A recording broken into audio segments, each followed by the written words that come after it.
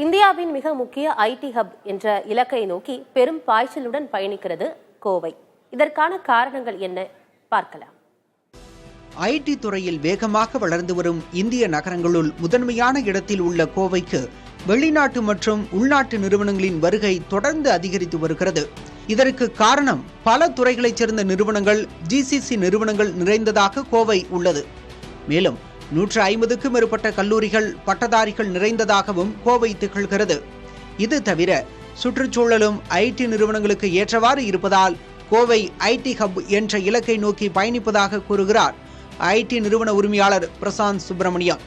ஏற்கனவே நிறைய பிஸ்னஸஸ் இருக்கு, விதவிதமான businesses, engineering, foundries, textile, education, plastic injection moulding, எக்கச்சக்கமான பிஸ்னஸ் இருக்கு.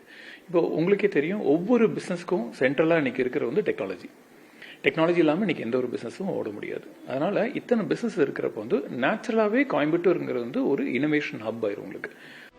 ஐடி துறையில் தவிர்க்க முடியாத இடத்தை பிடித்துள்ள கோவையில் Tidel park, Elcot park, Ticel biotech என ஏராளமான அரசு மற்றும் தனியார் ஐடி பூங்காக்கள் செயல்பட்டு வருகின்றன. எல்என்டி நிறுவனம் பெரிய அளவிலான ஐடி பார்க்கை நிர்மாணித்து வருகிறது.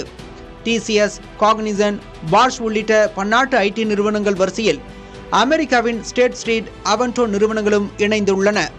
தொழில் நகரமான கோவைக்கு ஒரு புதிய முகமும் உருவாகி வருகிறது என்கிறார் தொழிற்கூட்டமைப்பான குடிசியா தலைவர் கார்த்திக்.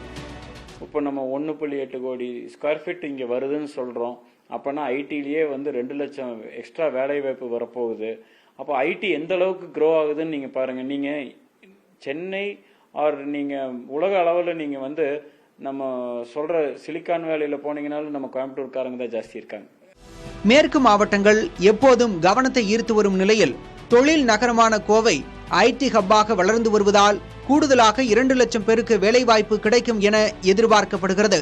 புதிய தலைமுறைக்காக ஒளிப்பதிவாளர் தீபனுடன் சுதீஷ்.